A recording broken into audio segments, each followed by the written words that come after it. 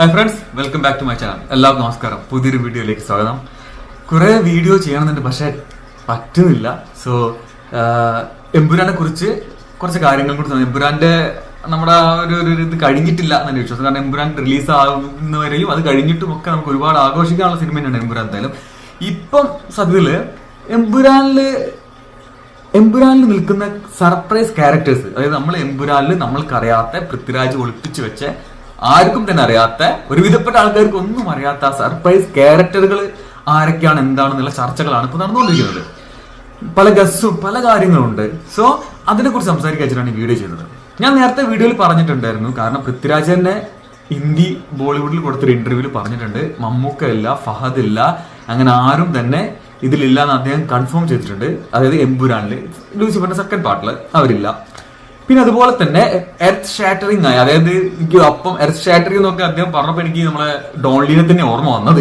പക്ഷെ പൃഥ്വിരാജ് പറഞ്ഞത് earth shattering ആയിട്ടുള്ള ആക്ടേഴ്സ് ഒന്നും ഇല്ല, എന്നാൽ പോലും നല്ല ക്യാരക്ടർ, അതായത് ക്യാമിയോ എന്നല്ല, അതിലെ ക്യാരക്ടറുകൾ ചെയ്യാൻ നമ്മൾ കണ്ടാൽ നമ്മൾ വാവെന്ന് പറയുന്ന, അല്ലെങ്കിൽ നമ്മൾ ഭയങ്കരമായിട്ട് സർപ്രൈസ്ഡ് ആവുന്ന ആക്ടേഴ്സ് ഇതിൽ വന്നിട്ടുണ്ടായിരുന്നു. അത് നമുക്ക് സിനിമ കാണുമ്പോൾ അറിയുള്ളൂ. എന്തെന്നായാലും പ്രതീക്ഷ ഉണ്ട്, വാനോളം ഉണ്ട്.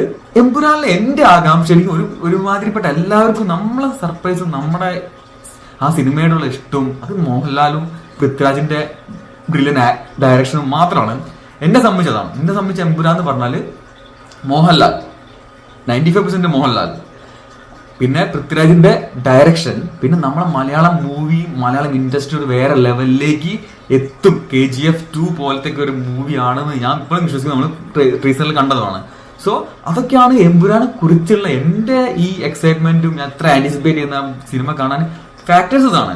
കാരണം നമ്മൾ മാത്രമല്ല, എനിക്ക് അതിന്റെ സബ്ജക്ട്, ഈ ഇലുമിനാറ്റി അങ്ങനത്തെ കുറെ കോൺസ്പിറസി കാര്യങ്ങളും അതിലുണ്ട്. അതുകൊണ്ട് തന്നെ അത് ഇന്റർനാഷണൽ ലെവലിൽ നമുക്ക് എല്ലാവരും കണ്ട് ആസ്വദിക്കും. നമ്മൾ മലയാള സിനിമയിൽ ഇതുവരെ അധികം കണ്ടിട്ടില്ലാത്ത ആ ഒരു ഇതിലേക്ക് പോകുന്നതാണ് ആ സിനിമ കാണാനുള്ള എന്റെ ഈ കാത്തിരിപ്പ്. അതില് നമ്മൾ പറയില്ല, നമ്മൾ സേമിയ പായസത്തിലെ ചില മറ്റേ കാഷ്യൂനട്ടും ഉണക്കുമുന്തിരിയും പോലെ ആയിരിക്കും, അത്രേ ഉള്ളൂ. എനിക്ക് അതിലേക്ക് ഏത് ആക്ടർ വന്നാലും, കാരണം ലാലേട്ടൻ എന്ന് പറഞ്ഞ ഒരാളവിടെ നിൽക്കുമ്പോൾ പിന്നെ അതിനപ്പുറത്തേക്ക് ഒരു ആക്ടർ അതിൽ വരാനില്ല. ഇനിയിപ്പോ ഇന്ത്യയിൽ ഏത് ആക്ടർ വന്നിട്ടും കാര്യമില്ല. ഓക്കെ, സോ അതൊരു കാര്യമാണ് എന്നെ സംബന്ധിച്ചിടത്തോളം.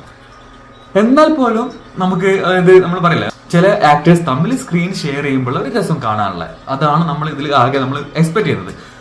അപ്പം ടീസറിലേക്ക് വരികയാണെങ്കിൽ, ടീസറിൽ തന്നെ എനിക്കിതൊരു 3 ആക്ടേഴ്സിനെ നമ്മൾക്ക് കാണിച്ചു തന്നിട്ടുണ്ട് പൃഥ്വിരാജ്. നമുക്ക് ആരാന്ന് ഗസ് ചെയ്യാൻ പോലും പറ്റിയിട്ടില്ല. ഞാനിവിടെ കാണിക്കാതെ ആരൊക്കെയാന്നുള്ള ടീസറിൽ കാണിച്ചിട്ടുണ്ട് 3 പേരെ. അപ്പോഴും ആ ടീസറിൽ പറഞ്ഞൊരു പേരുണ്ട്, കബൂക്ക കാട്ടൽ എന്ന് പറഞ്ഞിട്ട്, അതായത് ഖുറേഷി എബ്രാമും കബൂക്ക കാട്ടലും. സോ അപ്പൊ കബൂക്ക എന്ന് പറഞ്ഞ ഒരു ക്യാരക്ടർ എനിക്ക് തോന്നുന്നു എമ്പുരാനിൽ വളരെ പ്രാധാന്യമേറിയ ഒരു റോള് വരുന്ന ആളായിരിക്കും. സോ അതാരാണെന്നുള്ളതാണ് നമ്മൾ അതിൽ ഞാൻ വെയിറ്റ് ചെയ്യുന്നത്. കാരണം കബൂക്ക എന്ന് പറഞ്ഞ ഒരു ക്യാരക്ടർ ചെയ്യണമെങ്കിൽ എനിക്കൊന്ന് ഉറപ്പായിട്ടും അത് ഇന്ത്യക്ക് പുറത്തുള്ള ഒരു ആക്ടറെ വേണം. കാരണം ആ ക്യാരക്ടർ അങ്ങനത്തെ ക്യാരക്ടറാണ്. സോ അതിന് മേ ബി ഒരു ഹോളിവുഡിൽ നിന്ന് ആരെങ്കിലും ആയിരിക്കാം, അല്ലെങ്കിൽ നമ്മൾ എക്സ്പെക്ട് ചെയ്യുന്ന പോലെ കൊറിയയിൽ നിന്ന് ഡോൺലി വരുമെന്ന് നമുക്കറിയില്ല. പക്ഷെ കബൂക്ക എന്ന് പറഞ്ഞ ക്യാരക്ടറാണ് എനിക്ക് തോന്നുന്നത് ഈ ഒരു എമ്പുരാനിൽ കുറച്ച് സ്ക്രീൻ സ്പേസ് കൂടുതലുള്ള, അല്ലെങ്കിൽ കുറച്ച് കൂടുതലായിട്ട് നമ്മൾ ഒരു ഇമ്പോർട്ടന്റ് ആയിട്ടുള്ള ക്യാരക്ടർ. സോ അത് ഒരു ഇന്ത്യക്ക് പുറത്തുള്ള ആക്ടർ ചെയ്താലേ അത് നിൽക്കുന്നവരൊക്കെ ഇന്ത്യക്ക് പുറത്തുള്ള ആളായതുകൊണ്ട് നമുക്കത് കൂടുതൽ റിലേറ്റ് ചെയ്യണമെങ്കിൽ ഉറപ്പായിട്ട് പൃഥ്വിരാജിനെ പോലെ ഡയറക്ടർ അങ്ങനത്തെ ഒരാളെ കൊണ്ടുവരും പുറത്തുനിന്ന്, ഉറപ്പാണ്. സോ ആ ക്യാരക്ടർ എന്തായാലും ഞാനൊരു എക്സ്പെക്ട് ചെയ്യുന്നത്, വലിയൊരു ഇന്റർനാഷണലി അക്ലൈംഡ് ആയിട്ട് ഒരു നടനെ ഞാൻ ആ ക്യാരക്ടറിലേക്ക് എക്സ്പെക്ട് ചെയ്യേണ്ടത്. പിന്നെ ട്രീസറിൽ കാണിച്ച ഒരു ക്യാരക്ടറാണ് ഇത്. സത്യത്തിൽ മമ്മൂക്കയാണെന്നായിരിക്കും എനിക്ക് തോന്നിയിരുന്നു ഈ ക്യാരക്ടർ കണ്ടപ്പോൾ. മമ്മൂക്കയാണോ എന്നൊക്കെ ഉള്ളൊരു ഗസ്. പിന്നെ മമ്മൂക്ക അല്ലാന്ന് പൃഥ്വിരാജ് പറഞ്ഞപ്പോൾ പിന്നെ നമുക്കിനി ഈ പാട്ടിൽ മമ്മൂക്ക ഇല്ല, മേ ബി തേർഡിൽ ഉണ്ടാവാം എന്നുള്ള ലെവലാണ് അദ്ദേഹം സംസാരിച്ചത്. സോ ഇത് കഴിഞ്ഞ രണ്ടാമത് പിന്നെതാ ഈ ക്യാരക്ടറാണ്. ഈ ക്യാരക്ടർ ദുൽഖർ ആണെന്നൊക്കെ പറഞ്ഞിട്ട് ചില, പക്ഷെ എനിക്ക് തോന്നുന്നില്ല, നടത്തം കണ്ടിട്ട് തോന്നുന്നില്ല. പക്ഷെ മേ ബി ഒരു ബോളിവുഡ് ആക്ടർ ആണോ എന്നുള്ളൊരു ഡൗട്ട് ഉണ്ട് അതിൽ. ഈ ഒരു ക്യാരക്ടർ എല്ലാവരും പിറകുവശം മാത്രമാണ് അദ്ദേഹം കാണിച്ചത്. ഓക്കെ, സോ പിന്നെ ഉള്ളത് ഈ ക്യാരക്ടറാണ്.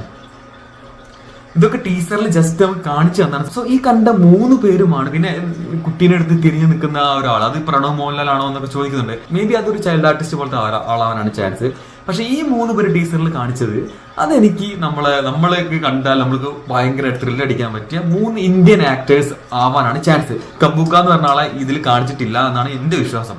ഇത് 3 ക്യാരക്ടേഴ്സും നമ്മൾ മേ ബി ഇന്ത്യൻ ആക്ടേഴ്സ് ആവാണ്. ബോളിവുഡ് കോളിവുഡ് എന്നൊക്കെയുള്ള ആക്ടേഴ്സ് ആവാനാണ് ചാൻസ് എന്നാണ് എനിക്ക് തോന്നുന്നത്. ആ ഒരു അപ്പിയറൻസ് അവരുടെ കാര്യങ്ങളൊക്കെ കണ്ടപ്പോൾ പിന്നെ ഞാൻ നേരത്തെ പറഞ്ഞ പോലെ ഇമ്പോർട്ടന്റ് ആയിട്ട് അല്ലെങ്കിൽ ഭയങ്കരമായിട്ട് ഞാൻ വെയിറ്റ് ചെയ്യുന്നത് ഈ കബൂക്ക ആരാണ് ചെയ്തത് എന്നറിയണം. അവിടേക്കാണ് ഞാൻ നമ്മളെ ഈ ഡോൺലീനൊക്കെ പ്ലേസ് ചെയ്തത്. ഡോൺലീനെ പോലത്തെ ആക്ടർ, അല്ലെങ്കിൽ വേറൊരു ഇബോനി, വേറൊരു ഹോളിവുഡ് ആക്ടറെ പേരൊക്കെ നമുക്ക് മുന്നേ ചർച്ച ചെയ്താൽ അദ്ദേഹമൊക്കെ അതിന് മാച്ച് ആവും. കാരണം കബൂക്കൻ നിങ്ങൾ ഗൂഗിളിൽ സെർച്ച് ചെയ്ത ഫോട്ടോ കാണാം. അദ്ദേഹത്തിന്റെ ലുക്ക് നേരത്തെ പറഞ്ഞത് വിൽ സ്മിത്ത് പോലത്തെ, അദ്ദേഹം ഒരിക്കലും ചാൻസ് ഇല്ല എന്നാൽ പോലും അങ്ങനത്തെ ഒരു ലുക്ക് ആൻഡ് ഫീൽ ഉള്ള ഒരാൾ വന്നാൽ നന്നായിരിക്കും. സോ പൃഥ്വിരാജ് പറഞ്ഞ പോലെ അദ്ദേഹം എടുത്ത തീരുമാനം ഞാൻ മുന്നേ തന്നെ വീഡിയോയിൽ പറഞ്ഞിട്ടുണ്ട്. കാരണം അദ്ദേഹം വേറെ സ്ക്രിപ്റ്റ് ഒക്കെ പല ലാംഗ്വേജിൽ എനിക്ക് തോന്നുന്നു ഉറപ്പായിട്ടും ഡോൺലി എന്ന ആക്ടർ അദ്ദേഹം സമീപിച്ചിട്ടുണ്ടെന്നാണ് എനിക്ക് ബലമായ വിശ്വാസം. അദ്ദേഹത്തിന്റെ ആ ഇന്റർവ്യൂ കേട്ടപ്പോൾ പോലും അതായത് സ്ക്രിപ്റ്റുകൾ ട്രാൻസ്ലേറ്റ് ചെയ്തിട്ട് അയച്ചു എന്നൊക്കെ പറയുമ്പോൾ അത് കൊറിയയിലേക്ക് ആവാനാണ് ചാൻസ് ഉറപ്പാണ്. ഇംഗ്ലീഷ് ആണെങ്കിൽ അങ്ങനെ ഒരു ട്രാൻസ്ലേഷനിൽ യൂസ് വരേണ്ട ആവശ്യം അവിടെ ഇല്ല. മാത്രമല്ല ഏജൻസുകളൊക്കെ ഇടയിൽ വന്നപ്പോഴാണ് പിന്നെ അത് അതിന്റെ കാരണം ആ ആക്ടേഴ്സിനൊക്കെ ഇഷ്ടമായി എല്ലാവർക്കും റെഡിയാണ് ചെയ്യാൻ, എക്സ്പ്ലോർ ചെയ്യാൻ റെഡിയാണ്. പക്ഷേ അതിന്റെ ഇടയിൽ ഏജൻസ്, അതായത് ആ ആക്ടേഴ്സിന്റെ ഏജൻസ് വന്നപ്പോഴാണ് പിന്നെ അത് പൃഥ്വിരാജ് തീരുമാനിച്ചത് അവർക്ക് കൊടുക്കുന്ന പൈസ എനിക്ക് എന്റെ സിനിമ ബിഗ്ഗറാക്കാൻ വേണ്ടിയിട്ട് ഇൻവെസ്റ്റ് ചെയ്യാമല്ലോ എന്നുള്ള തോട്ടിനെ പറ്റി ആദ്യം ആ ഇന്റർവ്യൂ ഷെയർ ചെയ്തതാണ്. അപ്പം ഉറപ്പായിട്ടും ഡോൺലിയെ സമീപിച്ചിട്ടുണ്ടെന്നാണ് എൻ്റെ വിശ്വാസം. കാരണം ഈ ഏജന്റുമാർ, ഈ കൊറിയൻ ആക്ടേഴ്സിനൊക്കെ ഒരുപാട് ഏജന്റുമാരുണ്ട്, നമുക്ക് ചെക്ക് ചെയ്താൽ മനസ്സിലാവും ഗൂഗിളിലും വിക്കിപീഡിയയിലും ഒക്കെ.